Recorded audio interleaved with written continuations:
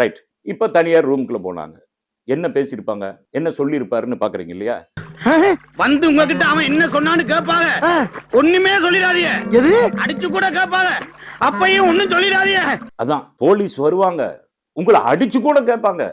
எதையும் சொல்லிடாதீங்க அப்படின்னு அந்த போண்டாமணி சொல்றாரு பாருங்க.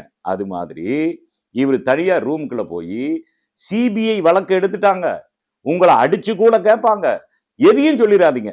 அதை சொல்றதுக்கு தான் தனித்தனியா அவரு சந்திச்சிருக்காரு.